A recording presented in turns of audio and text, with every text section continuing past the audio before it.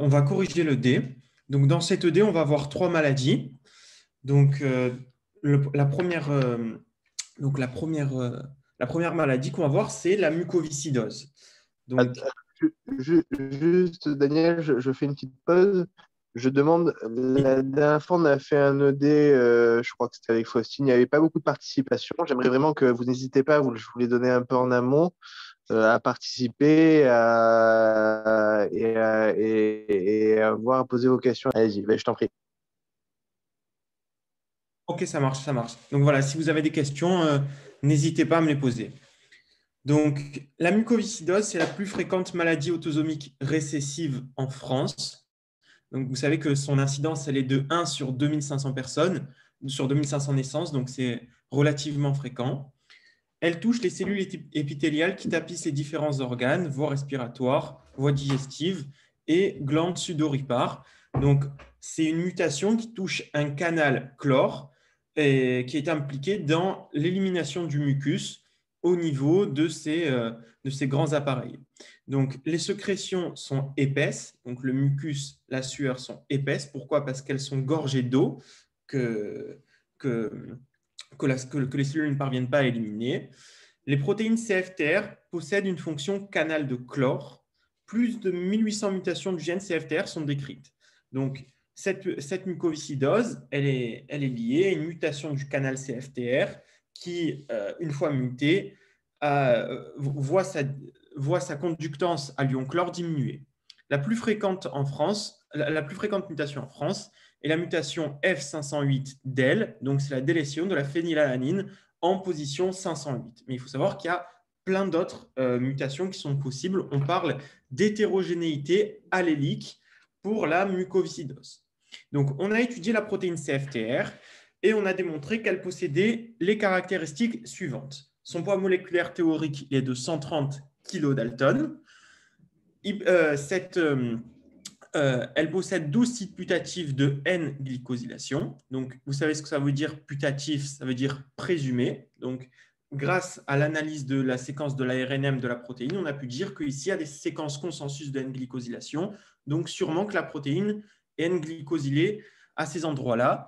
Et 9 sites de phosphorylation qui sont tous utilisés. Donc ça, c'est très intéressant, ces deux dernières informations, pour savoir la conformation de la protéine dans la membrane. Parce que vous savez que les phosphorylations, elles se font uniquement sur le versant cytosolique des protéines transmembranaires ou sur des protéines cytosoliques, alors que les N-glycosylations, elles se font uniquement dans la partie extracellulaire des protéines, donc en milieu oxydant. OK. Donc, ici, on vous représente l'ARNM la séquence de la protéine. Donc, vous voyez qu'elle fait 1480 acides aminés, qu'entre le segment 350 et 860, on a nos 9 sites de N-glycosylation et que nos sites de phosphorylation ils sont un peu répartis dans toute la protéine. Ce qui est encore plus intéressant, c'est de voir le poids moléculaire théorique de la protéine mature, qui est de 170 kDa. Donc, on voit que par rapport au poids moléculaire de la protéine théorique, on a une différence de poids. OK, donc question numéro 1. Concernant la protéine CFTR mature, elle peut être retrouvée au niveau de la membrane plasmique. Bon, ça c'est vrai. Déjà, on peut le voir à partir de la séquence de la protéine. On voit qu'elle possède énormément de domaines transmembranaires. Donc, on peut supposer qu'elle est insérée dans la membrane plasmique. Et deuxième chose, on sait que cette protéine, c'est un canal. Un canal, et en général, les canaux, ils sont insérés dans la membrane plasmique. OK. L'extraction de la membrane plasmique de cette protéine nécessite la dégradation de la membrane. Ça, c'est vrai, puisqu'on voit que la protéine, elle possède énormément de domaines transmembranaires, donc elle est fortement ancrée dans la membrane. C'est pourquoi il va falloir utiliser un détergent qui va dégrader la membrane pour pouvoir extraire cette protéine. OK. La protéine mature est glycosylée. Donc ça, c'est vrai. On voit qu'il y a une différence entre le poids moléculaire de la protéine mature et le poids moléculaire théorique de la protéine. Il y a 30 kDa de différence. Donc, a priori, ces 30 kDa de différence, ils seraient dus aux N-glycosylations. Maintenant, il y a une chose à comprendre, c'est que les différences de poids moléculaire entre poids moléculaire théorique et poids moléculaire de la protéine mature, généralement, ils ne sont pas dus aux phosphorylations.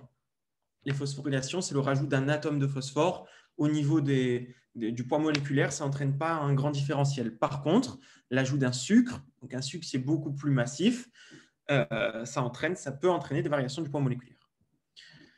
Ok, cette protéine peut être glycosylée sur tous ces... Alors ça c'est faux. Pourquoi? Parce qu'on sait que les glycosylations ils se font seulement en extracellulaire.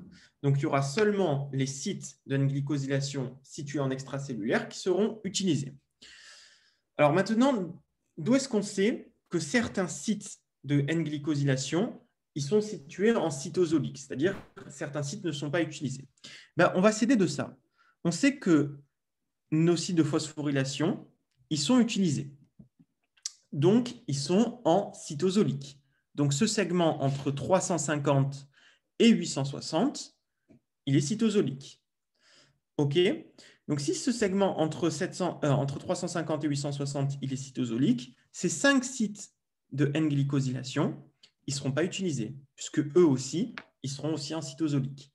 D'où le fait que la protéine n'est pas glycosylée sur tous ces résidus, sur tous ces sites putatifs. Il y aura peut-être que celle-ci qui sera utilisée ou celle-là, parce que celle-là, elle est extracellulaire. Et après, celle-là, elle ne peut pas être utilisée puisqu'elle est transmembranaire. Et celle-ci, je ne sais pas. Il faut se représenter la protéine. OK. Item E, cette protéine peut comporter un signal d'adressage ORE. On voit que la protéine, elle possède des domaines transmembranaires. Or, vous savez qu'une protéine qui possède des domaines, les domaines transmembranaires correspondent à des signaux d'adressage au réticulum endoplasmique. Alors, je ne sais pas si la prof, elle vous a dit ça en cours, mais pour qu'une protéine soit adressée au réticulum endoplasmique, il n'est pas nécessaire qu'il y ait un peptide signal. La séquence de 20 acides aminés au début de la protéine, elle est obligatoire seulement pour les protéines extracellulaires synthétisées dans le RE. Par contre, pour les protéines transmembranaires synthétisées dans le RE, il y a deux possibilités, soit le peptide signal classique qu'on connaît, soit la présence d'un domaine transmembranaire. Alors, je ne sais pas si vous voyez mon écran, mais je vous l'ai marqué ici. Donc, le signal d'adressage au RE peut revêtir deux formes, soit la forme d'un peptide signal qui est toujours en début de séquence protéine et qui est toujours clivé, soit la forme d'un domaine transmembranaire qui n'est lui pas toujours clivé. OK. Concernant les items suivants, donc question numéro 2. Concernant les items suivants, indiquez là où les réponses exactes. La synthèse de CFTR a commencé dans le cytosol. Oui, ça c'est vrai. Donc, il y a eu quelques acides aminés qui ont été synthétisés dans le cytosol. Puis, lorsqu'on est arrivé au peptide signal ou au domaine transmembranaire, il y a eu reconnaissance avec la protéine SRP qui entraîne l'ouverture du translocon via le décalage de BIP. Et donc, cette protéine CFTR, elle a tout de même commencé sa synthèse dans le cytosol. CFTR est un canal ionique à conductance d'ion chlorure. Ça, c'est vrai. On vous le dit ici, dans l'énoncé. La protéine CFTR possède une fonction canal de chlore. Donc, c'est vrai. Alors, le transport de chlore à travers un canal ionique nécessite un mouvement de la membrane plasmique. Ça, c'est faux. Ce n'est pas comme le flip-flop, etc., où il y a nécessité d'un mouvement de la membrane plasmique. Pour qu'un canal de chlore s'ouvre et puisse faire passer les ions chlorure, il faut tout simplement soit la fixation d'un ligand, soit l'arrivée d'un stimulus, etc. Le segment 350-860 se situe dans le cytosol. Donc ça, on l'a vu il y a 2 minutes. Puisque dans ce segment 350-860, on a des sites de phosphorylation et que ces sites de phosphorylation ils sont utilisés, eh ben, cette fraction-là, elle est systématiquement cytosolique, elle est obligatoirement cytosolique, ce qui implique que ces sites de N-glycosylation 350-860 ne soient pas utilisés. Donc, D vrai, E fausse. OK. Protocole 2. Des cellules épithéliales humaines sont transfectées avec un plasmide possédant soit la séquence codante CFTR sauvage, donc on appelle ça wild type, soit celle mutée avec la délétion F508del. Donc, on a deux poules de cellules, donc deux lots de cellules. Le premier pool de cellules, il contient la protéine CFTR normale, alors que le deuxième pool de cellules, il contient la protéine CFTR mutée. Donc, pour chacun de ces lots de cellules, on extrait les protéines, puis on fait un Western blot en présence ou en l'absence de deux glycosidases, endo-H et endo-F. Ensuite, on révèle les protéines à l'aide d'anticorps spécifiques. Et j'ai oublié de vous le mettre, on utilise ici l'actine comme témoin de charge parce qu'on fait une extraction qui est cytosolique. Donc, lorsqu'on fait une extraction qui est cytosolique, on prend soit l'actine, soit HSP70, soit la tubuline comme témoin de charge, alors que lorsqu'on fait une extraction nucléaire, on utilise plutôt la GADPH ou des lamines. Question numéro 3. Concernant les items suivants, indiquez là où les réponses exactes. Le taux de HSP70 est identique dans toutes les conditions. Ben, c'est vrai, on voit que le marquage pour les pistes 1 à 6, il est le même. Et encore heureux, puisque si ce marquage il avait été différent, c'est qu'il y aurait eu une erreur expérimentale et donc on ne pourrait pas interpréter le Western blot. On détecte 3 poids moléculaires de ces FTR différents. Alors, on voit ici qu'en conditions basales, on voit ici qu'on a 3 isoformes de CFTR en présence ou en l'absence de certaines glycosidases. Donc, on a CFTR-A, CFTR-B et CFTR-C. Et donc, on a 3 poids moléculaires en fonction des glycosidases qu'on utilise. OK. En conditions basales, donc en conditions normales. Donc, on va prendre la condition wild type pour laquelle on n'a aucun inhibiteur, on n'a aucune glycosidase. Donc, en conditions basales, FDL508 est détecté à 2 poids moléculaires différents. Donc, pardon, je me suis trompé, c'était pour le pool de cellules mutées. Donc, on prend cette condition-là et on prend la piste 4. Donc, les conditions basales, c'est-à-dire les conditions qu'on n'a pas modifiées, donc les conditions cellulaires. On voit ici que la protéine CFTR, elle ne possède qu'un seul poids moléculaire. Donc, c'est le poids moléculaire qui correspond à la protéine CFTR-B. Et donc, l'item est faux. En conditions basales, FDL508 est détecté à un seul poids moléculaire. D. En conditions basales, FDL508 a le même poids moléculaire qu'une fraction, alors je l'ai marqué 2 fois, désolé, de CFTR wild type. Donc, on va comparer la protéine, on va comparer la condition F508del en condition basale et CFTR wild type en condition basale. Donc, ici, on a 2 marquages, donc un marquage à fort poids moléculaire et un marquage à moyen poids moléculaire, et on voit que ce marquage, il correspond à F508del, ils sont au même niveau, donc on peut supposer que la protéine F508del a le même poids moléculaire qu'une protéine CFTR basale, normale et basale. OK. Cette expérience est interprétable. Ça, c'est vrai. Pourquoi elle est interprétable? Parce que, notre témoin contrôle, notre témoin de charge, HSP70, il présente un marquage identique pour toutes les conditions. Si on avait un marquage différent, l'expérience, elle n'aurait pas été interprétable puisqu'on aurait eu des erreurs d'extraction. Si on a plus de témoins de charge dans une des conditions, ça signifie qu'on a extrait plus de protéines dans cette condition-là, et donc, il va y avoir un biais dans l'interprétation de l'expérience. OK, question numéro 4. Concernant la CFTR wild type, indiquez là où les réponses exactes. CFTR-C a le poids moléculaire le plus élevé. Ben, c'est faux, on voit que CFTR-C, il est tout en bas de notre piste, donc il a un poids moléculaire inférieur à CFTR-A et CFTR-B. Ça, c'était facile. CFTR-C est la forme la plus abondante. Donc, vous savez que pour voir si une protéine elle est quantitativement plus exprimée qu'une autre, on va se fier à l'épaisseur du marquage. Donc, on voit ici que CFTR-C, elle est particulièrement épaisse. Par contre, son expression, elle est identique, quasi identique, à la protéine CFTR-B. Donc, c'est faux. OK. Item C, EndoF fait disparaître CFTRC. Donc, on va s'intéresser à la condition WildType avec présence d'EndoF. Et on voit que en présence d'EndoF, on n'a plus de marquage pour CFTRC. Et donc, l'item est bien juste. EndoH fait disparaître CFTRC. Donc, on va se placer dans la condition EndoH+, et on voit ici qu'il y a justement CFTRC. Donc, à l'inverse, EndoH, il fait apparaître CFTRC. On peut supposer que CFTRC, c'est une isoforme dérivée de la forme B après déglycosylation. EndoH fait disparaître CFTRA. Donc, on se place dans la condition EndoH et on voit que par rapport à la condition basale, on a le même marquage. Donc, EndoH ne fait pas disparaître CFTRA. Donc, l'item est bien faux. OK. Est-ce que vous avez des questions à propos de ce premier ED? Non. Non, ça marche. Alors, je continue. Donc, deuxième ED, la protéine Aladin.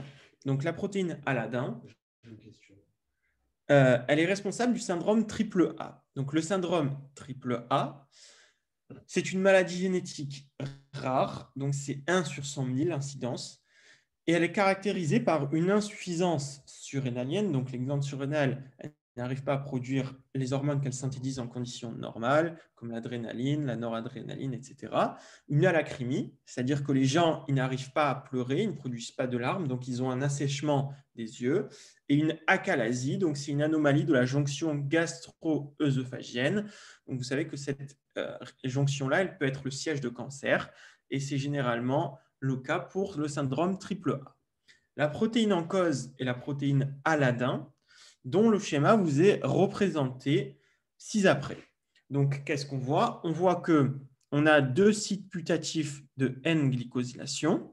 Donc, on a un domaine qui est situé entre 150 et 320, entre les 150e et 324e acides aminés, qui contient des tryptophanes et de l'asparagine.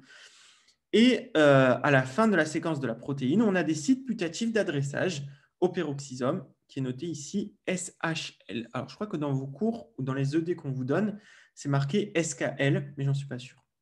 Donc, son poids moléculaire théorique, il est de 60 kg Dalton. Son poids moléculaire après purification, donc son poids moléculaire mature, il est aussi de 60 kg Dalton, ce qui signifie que la protéine n'a pas subi de modification post-traductionnelle. Elle n'a pas été clivée, elle n'a pas été phosphorylée, elle n'a pas été glycosylée. Donc, cette protéine, elle possède 2 sites putatifs de N-glycosylation, un signal d'adressage SHL au peroxysome, un domaine WD avec du tryptophane et de l'asparagine, et 13 sites putatifs de phosphorylation. Attention, ici, c'est phosphorylation, pas N-glycosylation. Dans le domaine de la protéine, dans la représentation de la protéine, c'est 13 sites de phosphorylation. OK. Donc, la protéine Aladin est N-glycosylée. Ça, du coup, c'est faux, puisque on n'a pas de différence entre le poids moléculaire théorique et le poids moléculaire après purification. Donc, c'est faux. La protéine Aladin est phosphorylée. Même logique, puisque les poids moléculaires théoriques et matures sont identiques, il n'y a pas eu de phosphorylation. Item C, tous ces sites de phosphorylation pourraient être utilisés. Ça, c'est faux, puisqu'il n'y en a aucun qui est utilisé. La protéine Aladin a été synthétisée dans le cytosol. Alors, il y a plusieurs indications qui montrent que c'est vrai. Première indication, c'est que la protéine n'a pas été glycosylée. Or, en général, les protéines qui passent par le RE, ils sont glycosylées. Deuxième indication, c'est qu'on a un signal d'adressage au peroxysome. Donc, on suppose que cette protéine, elle est sûrement adressée au peroxysome. Et troisième indice, c'est qu'on n'a pas de domaine transmembranaire dans cette protéine. Alors, on pourrait supposer qu'elle est extracellulaire, mais si on avait eu un domaine transmembranaire, on serait plutôt en faveur d'une synthèse dans le RE. Donc, item D, c'est juste, et item a été synthétisé par des ribosomes associés au RE, c'est faux. OK. Question numéro 6. La protéine Aladin possède probablement un signal d'adressage au peroxysome de type PTS1. Alors, est-ce que c'est vrai ou est-ce que c'est faux? C'est vrai. Enfin, c'est SKL, du coup, c'est vrai, je crois. Alors, pourquoi ce ne serait pas plutôt un PTS2? Que c'est en C-terminal. C'est ça, très bien, bravo. C'est en C-terminal. Donc, le signal PTS1, c'est 3 acides aminés qui sont situés en C-terminal. Et donc, les protéines qui possèdent le PTS1, ils sont dirigés dans la membrane du peroxysome, alors que PTS2, c'est un signal de 9 acides aminés situés en N-terminal. Et les protéines qui possèdent ce signal peuvent être adressées soit à la membrane du peroxysome, soit à la matrice du peroxysome. Très bien. C. La protéine Aladin peut interagir avec des protéines de la famille AAA. Ben, ça, c'est vrai. On sait que dans l'importation des protéines peroxysomales, on a plusieurs peroxynes qui interviennent, mais on a aussi des protéines de type AAA et des HSP qui interagissent donc dans l'importation. Vous verrez l'année prochaine qu'il y a plein de PEX, PEX16, PEX16, PEX3, PEX5 qui interviennent dans l'importation de ces protéines. Donc, item D, donc interagit avec des peroxynes au cours de son importation, ben, c'est vrai. Toutes les protéines qui partent, dans le schéma du poly, vous voyez que l'importation des protéines de type 2, donc qui possèdent un PTS1, des protéines de type 1 par des protéines de type 2 qui possèdent un PTS1, il y a intervention des peroxynes dans leur importation. La protéine Aladin interagit avec des chaperons au cours de son importation, ben ça c'est vrai, et interagit avec des HSP. Très bien. Voilà, le D numéro 2, il est terminé. Est-ce que vous avez des questions? J'ai une question juste pour le. Du coup, c'est une protéine qui est matricielle. Alors, du coup, ici, si c'est un PTS1, non, c'est forcément une protéine membranaire. Ah, j'ai inversé le 2 alors. Ok. Ouais. Ok, ça va. Merci. Parce que le PTS1, ils sont adressés, les protéines peroxysomales qui contiennent le PTS1, ils sont adressés à la membrane, alors que le PTS2, c'est membrane et matrice. Il me semble. Alors, je vous confirmerai ça parce que j'ai un doute, mais il me semble que c'est comme ça. OK. ED numéro 3. Expérience numéro 1. Donc, nous disposons d'une lignée de cellules du cancer du sein nommée HS578T. Donc, nous réalisons un Western blot avec des anticorps dirigés contre ZO1 et ADAM12 sur le lysat cellulaire et sur le milieu de culture après 72 heures. Donc, c'est très simple. On prend des cellules contrôle et des cellules cancéreuses.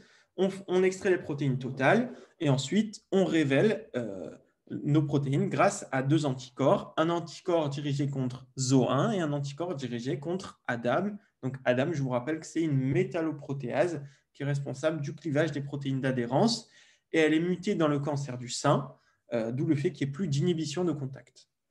Expérience 2.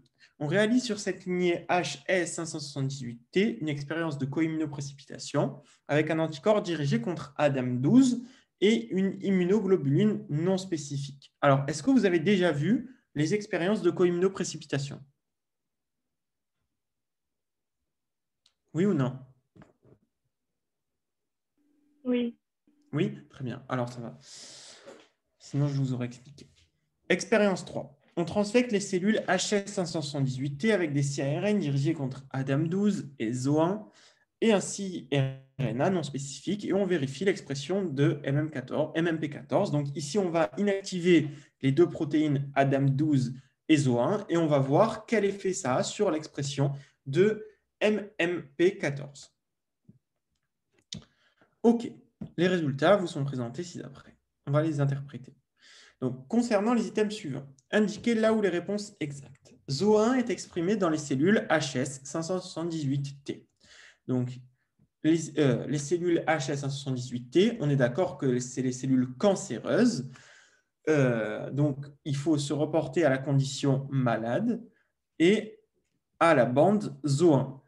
Donc, on voit que pour la piste 2 et la bande et la première bande, on n'a pas de marquage pour ZO1, ce qui sous-entend que cette protéine, elle est déficiente dans cette lignée cellulaire. nous retrouvons Adam12 dans le milieu de culture. Donc, dans ce cas-là, il faut se référer à la condition contrôle. Donc, on voit que dans la condition contrôle, et pour l'anticorps Adam12, on a un marquage. Donc, Adam12, elle est bien présente dans le milieu de culture. Alors, pardon, prochaine page. OK. Il existe deux isoformes de Adam12. On voit qu'il y a deux marquages pour l'anticorps qui est utilisé pour révéler Adam12. Donc, on peut supposer qu'il y a deux isoformes.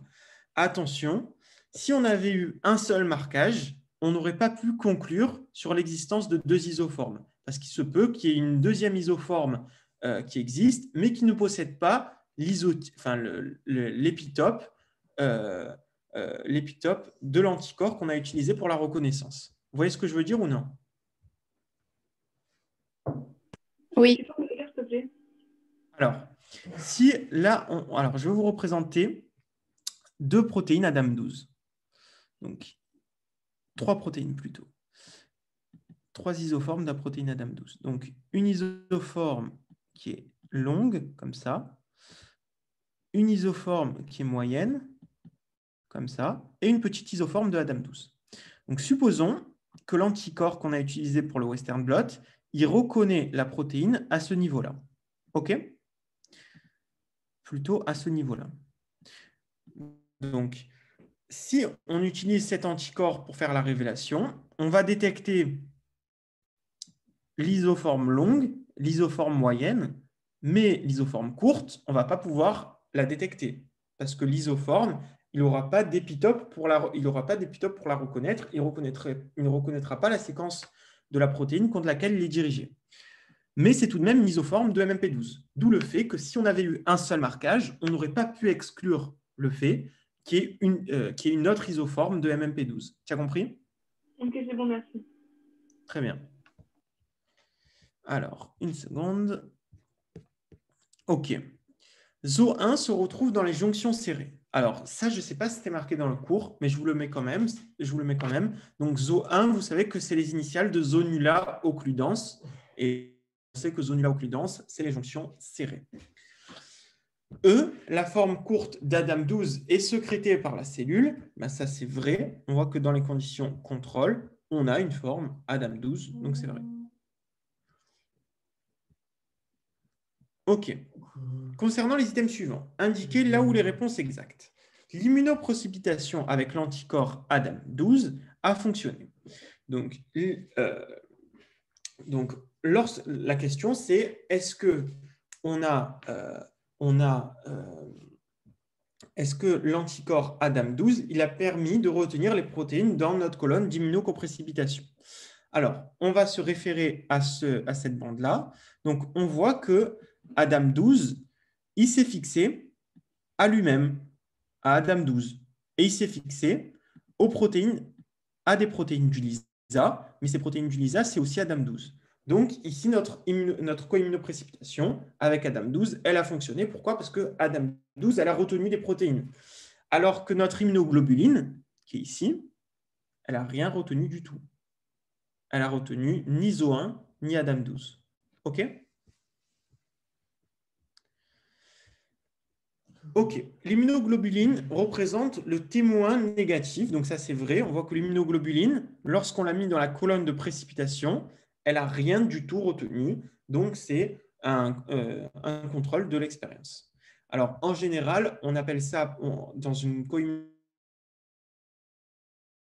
un témoin négatif, mais on appelle plutôt ça un isotype contrôle. Zo1 et Adam12 n'interagissent pas entre elles. Alors, pour le savoir, il faut se référer à cette piste-là. Donc, dans cette piste-là, on a utilisé Adam12 pour la co-immunoprécipitation. Donc, si je vous représente le schéma, on a notre tube à essai. On a ici notre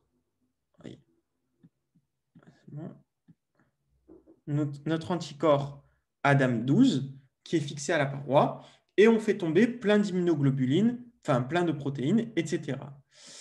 Et on va voir avec quelle protéine Adam12 interagit. Donc, si elle interagit, c'est qu'il y a une rétention. Et là, on a retenu Zo1. lorsque Zo1 est tombé dans le tube, elle a été retenue par notre ADAM12. Ce qui sous-entend que la protéine ADAM12 et la protéine Zo1, ils ont bien interagi. Et ça, c'est confirmé par ce marquage ici. Parce que après lavage, ça sous-entend que la protéine elle a été retenue dans le tube, donc elle interagissait bien avec ADAM12. OK.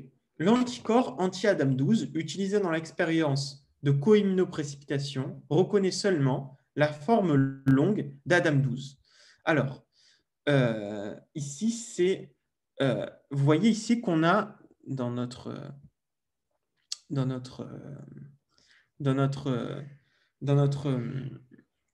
Western blot de coimmunoprécipitation, on voit que pour l'anticorps de coimmunoprécipitation utilisé, on a une détection des deux isoformes de ADAM12. Donc, l'anticorps utilisé pour la coimmunoprécipitation, donc l'anticorps ADAM12, il a bien reconnu les deux formes d'ADAM12. OK? Alors, une seconde. L'expérience n'est pas interprétable. Ben, du coup, ça, c'est faux. Pourquoi? Parce que notre isotype contrôle, donc notre témoin négatif, il est bien négatif. Et donc, notre expérience, elle est bien interprétable. OK. Alors, désolé.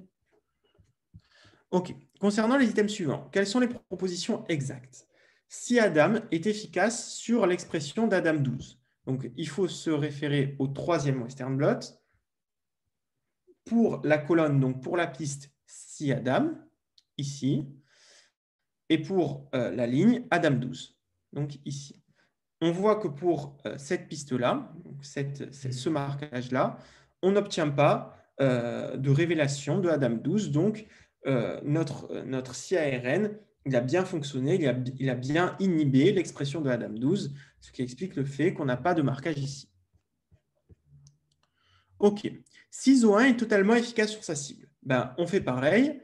On regarde la condition Zo1 et l'anticorps anti-Zo1 et on voit qu'il y a un petit marquage. Donc, le CARN dirigé contre Zo1, il n'a pas été totalement efficace. Il a réprimé la majorité de l'expression de la protéine, mais pas l'expression complète. La diminution d'Adam entraîne la diminution de MMP14. Donc ici, il faut se référer à la condition si Adam. Donc on sait que dans cette condition-là, on n'a plus d'Adam. Et on voit que par rapport à la condition contrôle, eh ben, MMP14 a été diminué. Donc la présence d'Adam est corrélée à la présence d'MMP14. Si on n'a plus d'Adam, on a beaucoup moins d'MMP14.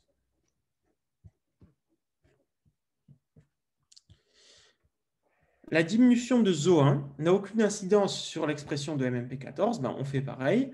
On voit dans la condition où on n'a plus de Zo1 et on se rapporte à la ligne où on utilise l'anticorps anti-MMP14 et on voit que lorsqu'il y a peu de Zo1, eh ben, il y a peu d'MMP14. Donc le constat il est le même. Zo1, l'expression de Zo1 elle est corrélée à l'expression de MMP14. Item E, l'expérience n'est pas interprétable parce que le C-control ne diminue pas l'expression de Adam12 et de Zo1. Ben, c'est faux. On voit que notre C-control, il a bien fonctionné pour Adam12 et il a partiellement bien fonctionné pour Zo1, mais l'expérience, elle reste interprétable. Voilà. Le dé, il est fini. Si vous avez des questions, n'hésitez pas à me les poser ou en message. Et voilà. Merci. Au revoir. Merci. Juste, Daniel, Oui. je vais revenir sur le truc du peroxysome. Du coup, Ok. j'ai fini le cours.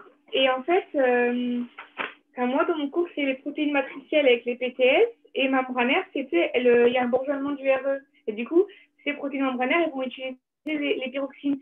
Mais les pyroxines, elles sont pas elles n'interviennent pas pour les protéines matricielles. J'ai l'impression que je ne sais pas. Alors, ne bouge pas, je vais te montrer un schéma qu'on voit en deuxième année qui montre l'inverse. Okay.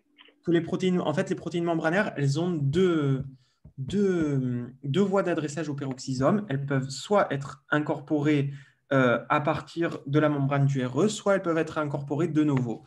Alors, attends une seconde. Mais du coup, est-ce qu'on peut dire que les protéines matricielles, elles interagissent avec des pyroxines? Ah oui, bien sûr, ça c'est une évidence. Ok. Alors attends, ne bouge pas. MCP.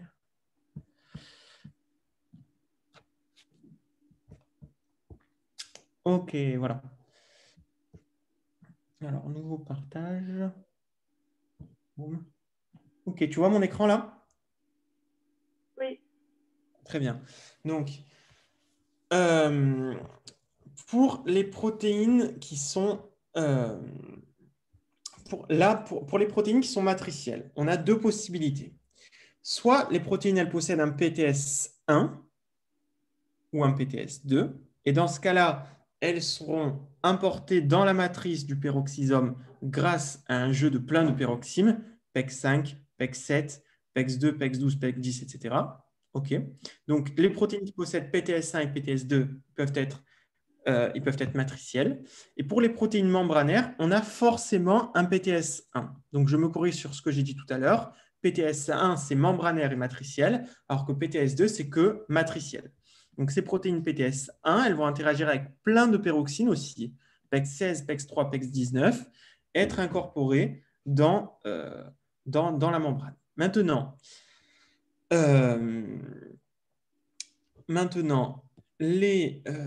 les protéines qui sont déjà incorporées dans la membrane du RE, c'est seulement les protéines membranaires qui sont représentées ici. Les protéines matricielles, elles arrivent après, grâce à des peroxynes et à des facteurs cytosoliques et de l'ATP. D'accord? Ok. Super. Ok, ça va. Merci. Pas de souci. Au revoir. Au revoir. Merci bien. Merci bien.